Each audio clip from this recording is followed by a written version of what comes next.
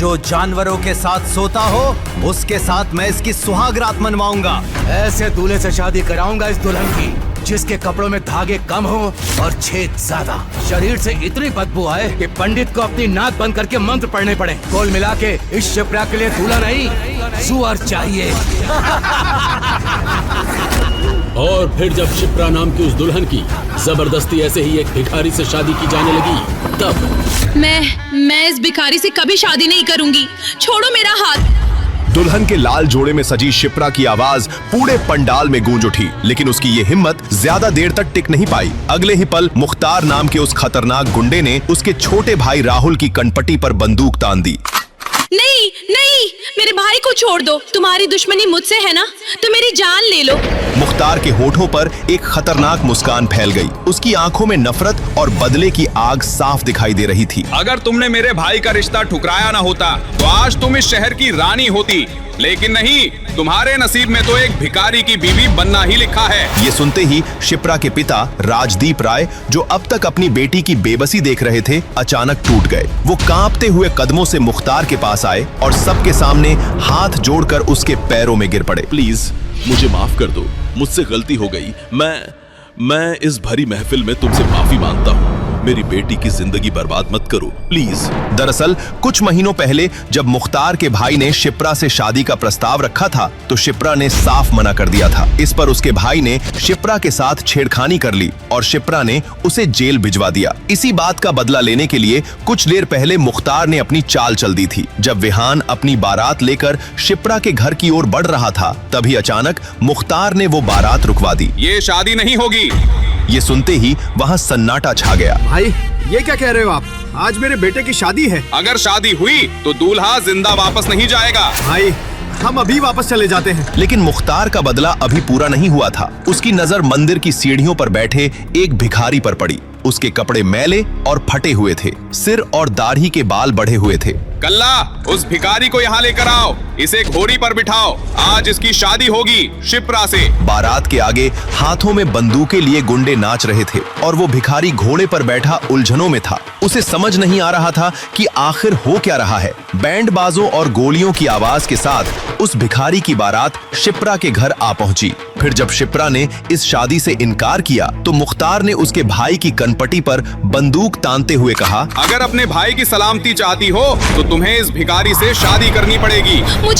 मुझे मंजूर है। अपनी हाँ सुनकर मुख्तार के चेहरे पर एक वहशी मुस्कान आ गई। वैसे तेरा दूल्हा कभी तुझे कुछ नहीं कहेगा, गूंगा जो है। शिप्रा की नजर उस भिखारी पर पड़ी। लोगों की नजर तो उसके गंदे कपड़े और गंदे हुलिये पर थी, लेकिन शिप्रा की नजर ने उसकी मासूम आंखों को देखा। आज वो बेचारा गुंडों में फंस गया था। अरे ओ कल्ला, दूल्हे को तो ले आ, दुल्हन उसे देखने के लिए तड़प रही है। चल मुन्ना, आज तो शादी है तेरी, देख कितनी खूबसूरत दुल्हन है, तेरे तो मजे है। कल्ला ने उस भिखारी की बाह पकड़ी और स्टेज की तरफ खींचने लगा, पर उस भिखारी ने झटके से उससे अपनी बाह छुड़ा ली। अबे गधे, मैं तेरी किस्मत बदलने जा रहा हूँ और तू कीचड़ में ही रहना चाहता है, चल आगे बढ़। जब उस भिखारी ने मुख्तार की भी बात नहीं मानी तो उसने न आव देखा न ताव और उसके गाल पर 3-4 थप्पड़ जमा दिए। भिखारी के मुंह से खून निकलने लगा। गूंगा होने की वजह से वो चिल्ला भी नहीं पा रहा था। पंडाल में मौजूद लोगों को उस भिखारी पर दया आने लगी। शिप्रा की आंखों में भी उस गूंगे भिखारी के लिए दया उमड़ आई। लगता है इसको भी इस लड़की पर दया आ रही है, इसीलिए इस लड़की की खातिर ये मार सहने को भी तैयार है। तो फिर अब क्या करे बॉस, ऐसे कैसे चलेगा? इतनी जल्दी तो कोई दूसरा भिखारी भी नहीं मिलेगा। सुन बे भिखारी, ये लड़का अपनी बहन के कारण तो बच गया, पर अगर तू अपनी जिद पर अड़ा रहा तो ये जरूर मारा जाएगा। मुख्तार की इस बात का तुरंत उस भिखारी पर असर हुआ। अब उसकी आंखों में बेचैनी नजर आने लगी। वो कभी राहुल की ओर देख रहा था तो कभी शिप्रा की ओर। अब शिप्रा भी उसकी बेबसी को भली भांति समझ रही थी। क्या हुआ, तुम्हें मेरी बात समझ नहीं आ रही, या तुम चाहते हो कि इस लड़के की बलि चढ़ जाए? इतना बोलकर मुख्तार ने अपने चाकू की धार फिर से राहुल के गले पर सटा दी। उसका इतना करना था कि भिखारी स्टेज की तरफ खुद बढ़ गया। अरे वो पंडित, शुरू हो जा। पंडित जी ने डरते डरते मंत्र पढ़े, फेरे हुए और उनकी शादी पूरी हो गई। शिप्रा ने अपनी शादी को लेकर न जाने क्या क्या सपने देखे थे, पर आज वो इतनी मजबूर थी कि उसे एक भिखारी से शादी करनी पड़ रही थी। शादी के लिए आए सभी इज्जतदार लोगों के बीच शिप्रा और उसके परिवार की इज्जत तार तार हो चुकी थी। बधाई हो बलवंत राय, आज तुम्हारी पोती ने तुम्हारा मान बढ़ा दिया। मुख्तार ने राहुल को छोड़ दिया और वहाँ से बाहर जाने को मुड़ा, पर फिर कुछ याद आते ही शिप्रा के पास गया। देखा मुझसे पंगे लेने का अंजाम, आज इस भिखारी की पत्नी बनी हुई हो। हैप्पी मैरिज लाइफ, जमकर सुहागरात मनाना। इसके बाद मुख्तार हंसता हुआ वहाँ से चला गया। जैसे ही मुख्तार अपनी गैंग के साथ यहाँ से निकला, शिप्रा अपनी जगह पर ही बेहोश होकर गिर पड़ी। क्या हुआ मेरी बच्ची को?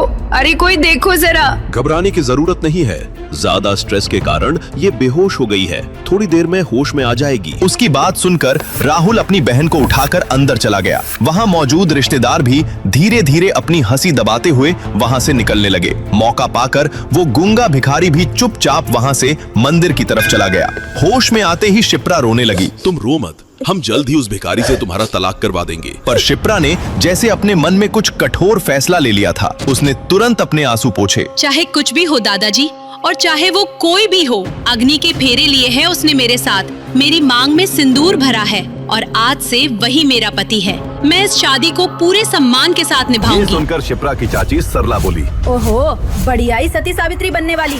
सुन ले, वो बदबूदार भिखमंगा हमारे घर में नहीं घुसेगा। तुझे इतना ही प्यार आ रहा है उस पर, तो तू भी उसके साथ मंदिर की सीढ़ियों पर बैठ जा कटोरा लेकर। दूसरी तरफ इन सब फैमिली ड्रामा से दूर वो भिखारी वापस मंदिर के पास चला आया और कटोरा लेकर वापस बैठ गया, वैसे ही चुपचाप। कोई नहीं कह सकता था अभी अभी उसके साथ इतनी बड़ी घटना हुई है। अगले ही दिन शिप्रा और उसका परिवार मंदिर में पूजा करने पहुंचा। उन लोगों को देखते ही वो भिखारी एक पेड़ की आड़ में छुप गया। शिप्रा की नजर बार बार उसे ढूंढ रही थी, मगर वो भिखारी उसकी नजरों में आना नहीं चाहता था। जैसे ही शिप्रा और उसका परिवार मंदिर की सीढ़ियां चढ़कर ऊपर पहुंचा, वहां 3-4 बड़ी गाड़ियां आकर रुकी और उनमें से 20-22 गुंडे उतरे और साथ में उतरा मुख्तार का भाई रजत। घेर लो मंदिर को, देखो कोई भाग ना पाए। अभी कोई कुछ समझता तब तक सारे गुंडों ने मंदिर को घेर लिया और रजत 2 गुंडों के साथ सीढ़ियां चढ़ता हुआ मंदिर के अंदर चला गया। शिप्रा आंखें बंद करके मंदिर की परिक्रमा कर रही थी। अचानक उसे महसूस हुआ कोई उसके सामने आकर खड़ा हो गया है। उसने आंखें खोली तो सामने खड़े शख्स को देखकर उसके पसीने छूट गए। तुम, अब क्या चाहिए तुम्हें? तुम्हारे भाई मुख्तार ने मेरी लाइफ का मजाक तो बना ही दिया है। सुना है तेरी शादी किसी भिखमंगे से करा दी भैया ने, मगर मैं इस शादी को नहीं मानता। अभी इसी मंदिर में तुझसे शादी करूंगा और आज रात ही मनाएंगे हनीमून। शिप्रा के पूरे शरीर में बिजली की सिहरन दौड़ गई। वो वहाँ से भागी अपने परिवार की तरफ। रजत भी उसके पीछे पीछे भगा और उसका हाथ पकड़ लिया। मंदिर में मुख्तार के भाई को देखकर सबकी घिघी बांध गई थी। किसी की हिम्मत नहीं थी कि वो आगे आकर उसे रोके। शिप्रा पूरी ताकत लगाकर भी अपना हाथ उसकी पकड़ से नहीं छुड़ा पा रही थी। तेरा हाथ उस दिन मेरे गाल पर पड़ा था ना, ऊपर वाले की कसम, इस मक्खन जैसे मुलायम हाथ को पकड़ने की कसम खा ली थी मैंने मेरी। मगर अभी वो अपनी बात पूरी कर पाता, तभी उसकी दर्द से चीखने की आवाज से पूरा मंदिर गूंज उठा। शिप्रा ने उस गुंडे रजत के हाथ पर इतनी जोर से काटा था कि खून निकल आया था। रजत की पकड़ ढीली पड़ गई थी। होते ही शिप्रा ने उसे धक्का दिया और वहां से सीढ़ियों की तरफ भागी। रजत का गुस्सा अब 7वें आसमान पर था। मुझे काटती है हरामजादी, बहुत हुआ प्यार व्यार से बात, अब देख मैं क्या करता हूँ। ऐसा बोलकर रजत शिप्रा के पीछे हॉकी स्टिक लेकर दौड़ा। शिप्रा बेसुध होकर भाग रही थी और इसी तेजी में सीढ़ियों के पास ही उसका पैर दुपट्टे में फंसा और वो वहीं लड़खड़ा कर गिर पड़ी। रजत उसके पास पहुंचा और गुस्से में चीखा, मुझे धक्का देती है, अब देख मैं तेरा सर कैसे खोलता हूँ। ऐसा बोलकर उस गुंडे रजत ने हॉकी स्टिक उठाया। शिप्रा ने डर के मारे अपनी आंखें बंद कर ली। वो समझ गई थी अब बचने का कोई रास्ता नहीं था। मगर 2 सेकंड बीते, 3 सेकंड बीते, उस पर हॉकी का वार नहीं हुआ। वो समझ नहीं पाई ये हुआ क्या। उसने अपनी आंखें खोली तो वहाँ का नजारा देखकर चौंक पड़ी। वही भिखारी, उसका पति रजत और उसके बीच था, शिप्रा के ठीक ऊपर, और रजत उसे बिना देखे दे दनादन मारे जा रहा था। उसके सर से खून बहा जा रहा था। अचानक रजत का भी ध्यान इस बात पर गया। उसने उस भिखारी को देखा तो हॉकी मारना बंद करके कहा, अच्छा पति परमेश्वर जी, ये अच्छा है, अब ये विधवा होगी और फिर मैं इसके साथ सुहागरात मनाऊंगा। विधवा विवाह तो अच्छी बात है ना, समाज सेवा कर रहा हूँ मैं। मगर खून से लथपथ उस भिखारी ने तभी अचानक एक छलांग लगाई और रजत को ऐसा धक्का दिया कि वो सीढ़ियों से गिरता हुआ नीचे गिर पड़ा। उसके शरीर से जगह जगह से खून बहने लगा। मगर तभी वहां पुलिस की गाड़ी आ गई। शिप्रा और उसके परिवार ने पुलिस को देखा तो उनकी जान में जान आई। वो दौड़ते हुए पुलिस के पास पहुंचे और जैसे ही इंस्पेक्टर से कुछ कहने ही वाले थे कि इंस्पेक्टर ने कहा, पकड़ के थाने ले चलो उस भिखारी को। मैडम आप घर जाइए, ये पुलिस का मामला है। मुख्तार भाई के भाई पर हमला किया है इस भिखमंगे ने, इसकी सजा इसे बराबर मिलेगी। मगर इंस्पेक्टर साहब, उसने तो मुझे बचाया है। अभी शिप्रा कुछ कहती तभी उसकी चाची सरला ने उसे बीच में टोकते हुए कहा, एक काम कर, तू भी इसके साथ थाने चली जा। जेल में तोता मैना का खेल खेलती रहना। ऐसा बोलकर सरला शिप्रा का हाथ पकड़कर जबरदस्ती वहां से ले गई। पुलिस वाले ने उस भिखारी को पकड़ लिया। वो भी चुपचाप उनके साथ थाने चला गया। थाने पहुंचकर इंस्पेक्टर ने उस भिखारी को उल्टा लटका दिया और बेल्ट से मारने लगा। साले, मुख्तार भाई से पंगा लेता है, तेरी चमड़ी उधेड़ दूंगा। मगर भिखारी अब भी चुपचाप मार खा रहा था। उसकी पीठ से खून बह रहा था, लेकिन उसने एक आह तक नहीं भरी। इंस्पेक्टर ने जैसे ही फिर से बेल्ट उठाई, थाने का दरवाजा धड़ाम से खुला। अगर अपनी नौकरी प्यारी है तो रुक जाओ इंस्पेक्टर। तुम जानते हो तुम किसे पकड़ लाए हो? हम सबकी वर्दी उतरवाओगे तुम? चलिए आपको हॉस्पिटल ले चलते हैं, बहुत चोट लगी है आपको। जय हिंद सर। ये भिखारी, इसने मुख्तार भाई के क्या मतलब सर? ये तो उस मंदिर का। कमिश्नर ने अपना मोबाइल निकालकर इंस्पेक्टर को कुछ दिखाया। वो देखते ही इंस्पेक्टर थर थर कांपने लगा। शौर्य राठौड़ ऐसे? माफ कर दीजिए, आप जो कहेंगे मैं मानूंगा। आपने बताया क्यों नहीं? उस मुख्तार की बातों में आ गया मैं। उसने तुरंत उस भिखारी को खोला और अपने जूते से खुद को मारने लगा। मैं ठीक हूँ और हाँ, किसी को पता नहीं चलना चाहिए मैं कौन हूँ। जी। भिखारी शौर्य वहाँ से निकला और वापस मंदिर के सामने जा अपने सर पर चोट वाली जगह थोड़ी मिट्टी रगड़ी और कटोरा लेकर बैठ गया, बिल्कुल चुप। उधर शिप्रा ने अपने घर की बालकनी से उसे देखा तो चौंक पड़ी। वो निकलकर उसके पास गई और कहा, आपको बहुत चोट आ गई मेरे कारण, मुझे माफ कर दीजिए, आप घर चलिए मेरे साथ। शौर्य ने कुछ नहीं कहा और चुपचाप उसके साथ उठकर चल दिया। जैसे ही वो लोग घर के दरवाजे पर पहुंचे, चाची सरला ने रास्ता रोक लिया। इस बदबूदार भिखारी को अंदर लाई तो तेरा सर होगा और मेरी जूती। इन सब का कारण तू है शिप्रा। किसने कहा था उस मुख्तार के भाई को झापड़ मारने को? चाची, जान बचाई है उसने मेरी। शोर शराबा सुनकर पूरा परिवार दौड़ा दौड़ा गेट पर आया। वहाँ का नजारा देखकर दादाजी दंग रह गए थे। सरला चाची बोले जा रही थी। अभी सरला आगे कुछ कहती कि दादाजी गरजे, सरला बस बहुत हुआ। उसकी जगह तेरी बेटी होती तो क्या तू उसका ब्याह उस गुंडे से कर देती? शिप्रा ने जो किया वो सही किया। अगर तुम्हें कोई दिक्कत है तो तुम घर छोड़कर जा सकती हो। इसे मॉल ले जाओ और इसके लिए कुछ अच्छे साफ कपड़े खरीदवा दो। सब ये सुनकर सन्न रह गए। सरला चाची चुपचाप अंदर चली गईं। दादाजी ने शिप्रा से उस भिखारी की चोट पर दावा लगाने को कहा और अपने पोते राहुल से कहा, जी दादाजी। थोड़ी ही देर बाद राहुल उस भिखारी शौर्य को बाइक पर बैठाकर मॉल ले गया। पहले तो वहाँ मॉल के गेट पर ही गार्ड ने भिखारी को देखते ही उसे रोक दिया, मगर फिर ये जानकर कि राहुल किस परिवार से है, उसे उस भिखारी के साथ अंदर जाने दिया। अंदर पहुंचकर राहुल ने उसे कुछ कपड़े दिलवाए और चेंजिंग रूम की तरफ ले गया। ये देखो, इसके अंदर जाकर तुम ये कपड़े पहनकर देख। और बात करते करते दरवाजा खोलकर देखते हुए अचानक राहुल की बोलती बंद हो गई। उसने जैसे ही एक दरवाजा खोला, अंदर से किसी लड़की के चीखने की आवाज आई, बचाओ। राहुल ने झट से सॉरी बोलकर दरवाजा बंद किया। वो लड़की दरवाजा बिना लॉक किए ही चेंज कर रही थी। उसने पीछे पलटकर देखा, भिखारी शौर्य किसी चेंजिंग रूम में घुस चुका था। राहुल वहां से बाहर आया। तभी एक हट्टे कट्टे पहलवान टाइप लड़के ने उसका रास्ता रोकते हुए कहा, क्यों बे, मेरी गर्लफ्रेंड का एमएस बनाता है? चुप, बिल्कुल चुप। कान पकड़ के मेरी गर्लफ्रेंड के सामने मुर्गा बन और कुकड़ू कू सॉरी बोल। क्या? वो दरवाजा अंदर से लॉक नहीं था। मैं सॉरी नहीं बोलूंगा, मेरी गलती नहीं है। तो ये ले। ऐसा बोलकर उस लड़के ने राहुल को मारने के लिए हाथ उठाया ही था कि किसी ने उसका हाथ पकड़ लिया। उसने पीछे पलटकर देखा तो चौंक पड़ा। है भिखारी मॉल में? तू अंदर कैसे आया बे? और रुक, तूने मेरा हाथ कैसे पकड़ा बे, सड़े हुए अंडे? ये तूने क्या किया हरामजादे? सलीम डॉन के भाई को मारता है, अब देख मैं क्या करता हूँ। ऐसा बोलकर वो शौर्य पर झपटा, मगर शौर्य ने उसकी कलाई को कुछ ऐसे घुमाया कि वो वहीं दर्द के मारे बैठ गया। कट की आवाज के साथ उसकी कलाई जाम हो गई थी। उसने फोन निकाला और शहर के नामी गुंडे सलीम भाई को कॉल किया। सलीम का नाम सुनते ही उस मॉल में अफरा तफरी मच गई। सब वहां से भागने लगे, मगर शौर्य वैसे ही वहीं खड़ा रहा। सलीम भाई, एक भिखमंगे ने मुझ पर हाथ उठाया, उसको ऊपर उठाने का है। शौर्य चुपचाप वहां खड़ा रहा। राहुल की तो टांगे कांप रही थीं।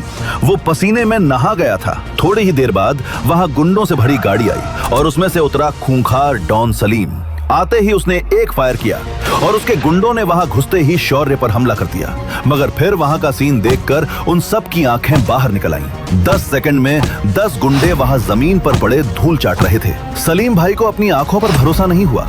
वो उस भिखारी शौर्य के पास गया और कहा, तेरी हिम्मत कैसे हुई बे मेरे आदमियों पर हाथ उठाने की? नहीं नहीं नहीं, मैं तुझे मारकर अपने हाथ गंदे नहीं करूंगा। मैं तो इस लड़के को 6 इंच छोटा करूंगा। ऐसा बोलकर उसने वहीं खड़े राहुल को पकड़ लिया और उसकी गर्दन पर चाकू रख दिया। मगर तभी जो हुआ वो देखकर राहुल को अपनी आंखों पर भरोसा नहीं हुआ। अब तक जिस भिखारी जीजा को वो गूंगा समझता था वो बोला, सलीम, मुझे तुमसे कुछ बात करनी है। मुझसे तू बात करेगा?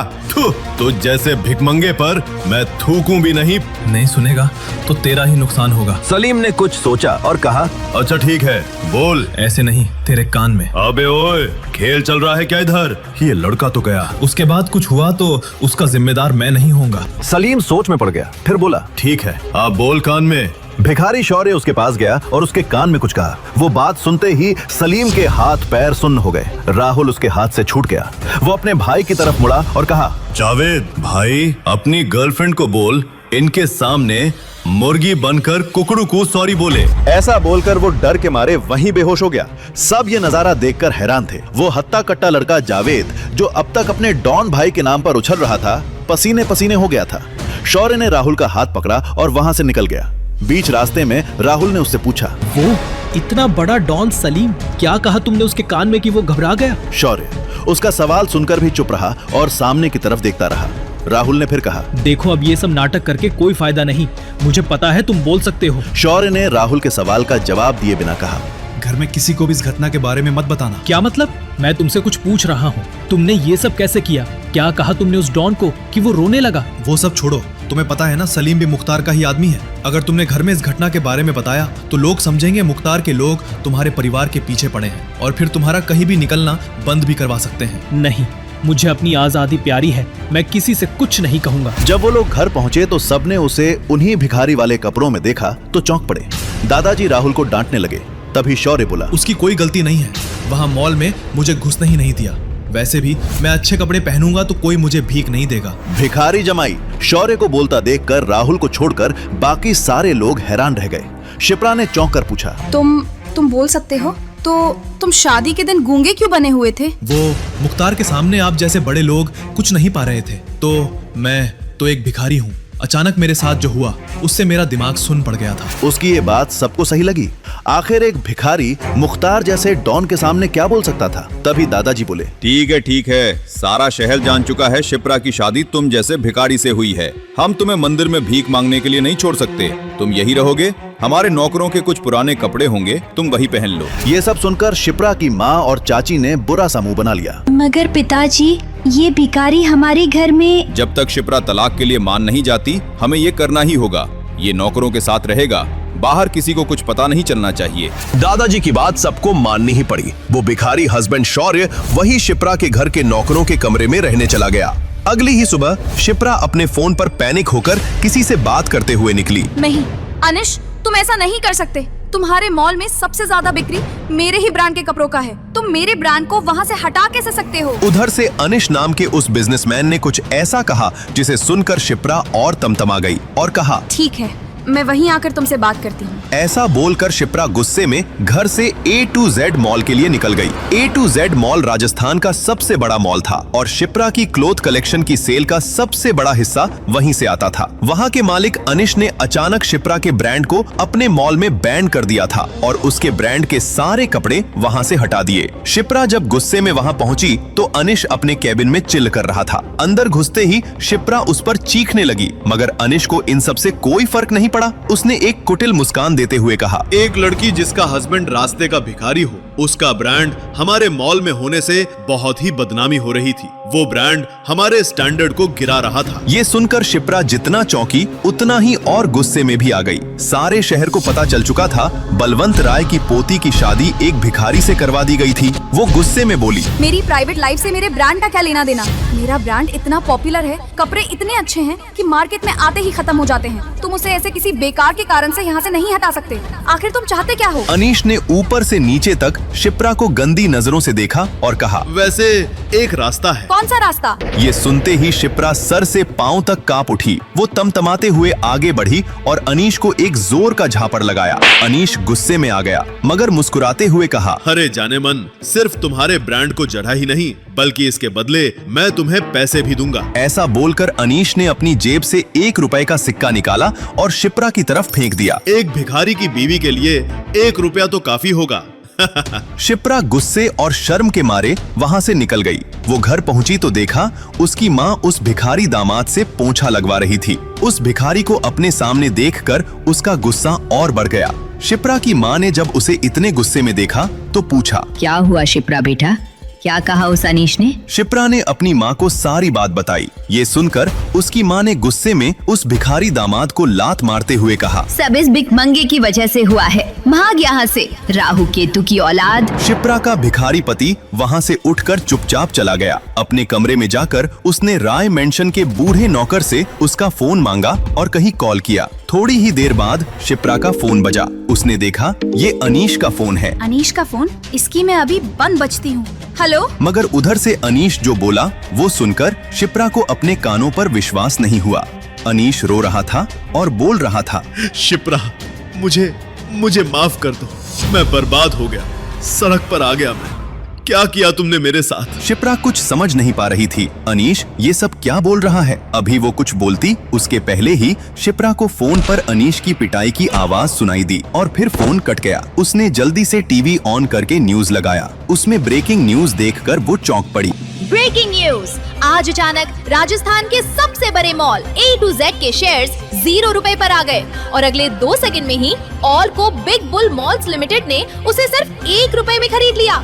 अरबपति बिजनेसमैन अनीश 2 सेकंड में बना भिखारी। बिग बुल दुनिया की सबसे बड़ी फैशन डिजाइनिंग और मॉल की कंपनीज में से एक थी। इंग्लैंड, जर्मनी, स्विट्जरलैंड, पेरिस जैसे बड़े बड़े देशों में वो पॉपुलर ब्रांड था। शिप्रा ये न्यूज सुनकर समझ गई कि ये पूरा कांड बिग बुल द्वारा जानबूझकर करवाया गया है। मगर बिग बुल ने ऐसा क्यों किया? आखिर अनीश शिप्रा से फोन करके माफी क्यों मांग रहा था? वो समझ नहीं पा रही थी इन सब के पीछे कौन था। अभी वो इन सब सोच में पड़ी थी कि तभी उसका फोन फिर बजा। कोई अननोन नंबर था। उसने फोन उठाया। हेलो? उधर से कॉल करने वाले की बात सुनकर शिप्रा बेहोश होते होते बची। शिप्रा मैम, बिग बुल्स आपके क्लॉथ ब्रांड में 100 करोड़ रुपए लगाना चाहती है। साथ ही बिग बुल के दुनिया भर के आउटलेट में आपके ब्रांड के कपड़े लगाए जाएंगे। आप बिग बुल के ऑफिस आकर कॉन्ट्रैक्ट साइन कर लीजिए। शिप्रा ये सुनकर खुशी से पागल हो गई, मगर अब वो और ज्यादा कंफ्यूज हो रही थी। ये तो पक्का कोई करवा रहा है, मगर कौन और क्यों? और अनीश के कैबिन में जो हुआ वो तो मैंने सिर्फ मॉम को बताया,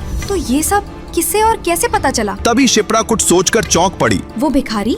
जब मैं मॉम को सारी बात बता रही थी तब तो उस वक्त वहाँ सिर्फ वही था।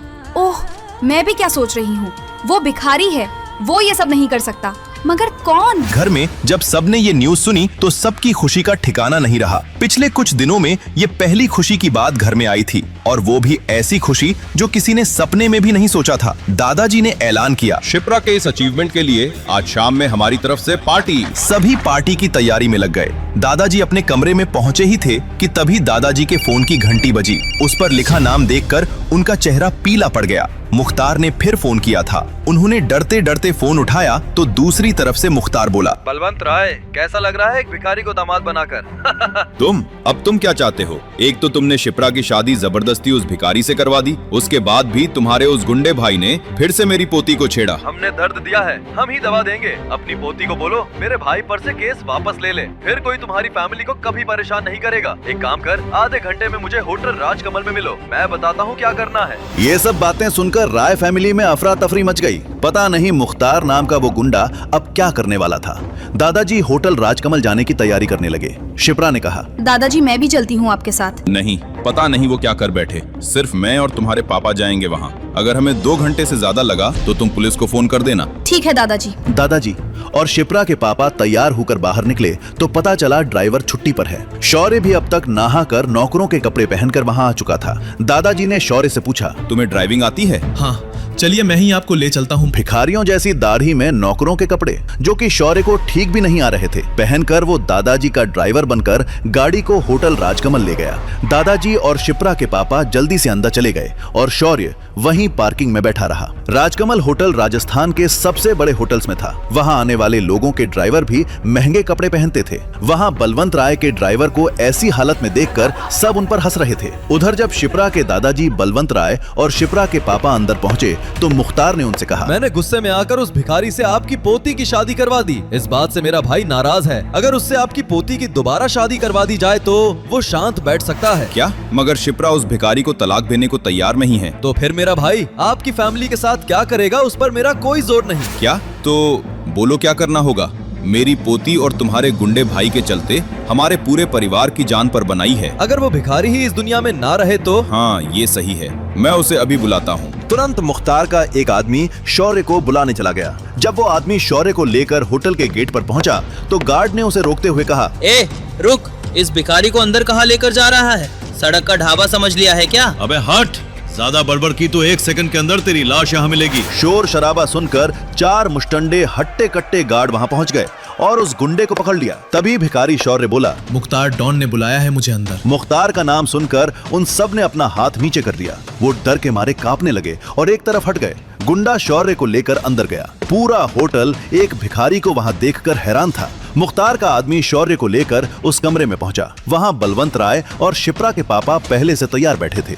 जैसे ही भिखारी शौर्य अंदर घुसा, बलवंत राय और शिप्रा के पापा तेजी से उठे और हड़बड़ाकर कहा, अब ये भिखारी तुम्हारे हवाले, जो करना है इसके साथ करो। ऐसा बोलकर वो दोनों बाहर से दरवाजा बंद करके वहाँ से भाग गए।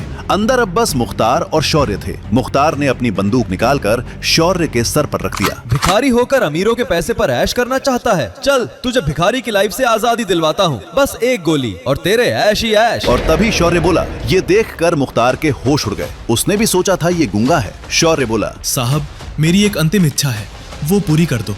मुझे बस एक फोन करने दो। अच्छा, तेरे पास भी फोन करने के लिए रिश्तेदार हैं? सही है भाई, चल कर ले अपनी अंतिम इच्छा पूरी। ऐसा बोलकर मुख्तार ने अपना फोन भिखारी शौर्य को दे दिया। शौर्य ने फोन लिया और एक नंबर डायल किया और बस एक मिस कॉल देकर फोन कट कर दिया। मुख्तार ये देखकर हंसने लगा। अबे ये तुझ जैसे भिखमंगे का फोन नहीं है कि मिस कॉल दे। मुख्तार डॉन का फोन है, मुख्तार डॉन का। कर ले बात, तेरे पास बस 1 मिनट है। अभी मुख्तार डॉन अपनी बात भी पूरी नहीं कर पाया था कि तभी वहाँ आसमान में हेलीकॉप्टर्स की आवाज गूंजने लगी। होटल के सामने धुल का गुबार छा गया। मुख्तार चौंक पड़ा। हेलीकॉप्टर्स, ये किसने बुलाया? ए भिखारी, किसे मिस कॉल दिया था तूने? कौन है तू? शौर्य अपनी जगह पर खड़ा होकर मुस्कुरा रहा था। क्या सच में वो हेलीकॉप्टर भिखारी शौर्य के लिए आए हैं? क्या सच में शौर्य के मिस कॉल का कोई संबंध है उन हेलीकॉप्टर से? क्या शौर्य जो दिखता है वो है नहीं? कौन है वो? क्यों भिखारी बनकर रहता है? क्यों उसके लिए कमिश्नर से लेकर मुख्यमंत्री तक बिछे रहते हैं? क्या बिग बुल कंपनी का शिप्रा को ऑफर और शौर्य के एक फोन कॉल का कोई संबंध है? सलीम डॉन से मॉल में क्या कहा था उसने कि वो डर के मारे कांपने लगा? क्या शौर्य शिप्रा के दादाजी और उसके पापा से बदला लेगा या नहीं? क्या होने वाला है आगे? नीचे दिए गए इंस्टॉल बटन पर क्लिक करके डाउनलोड कीजिए पॉकेट FM और फ्री में सुनिए एक रहस्यमयी भिखारी की कहानी, बेगर हस्बैंड। ये कहानी सिर्फ पहले 100 लोगों के लिए ही फ्री है।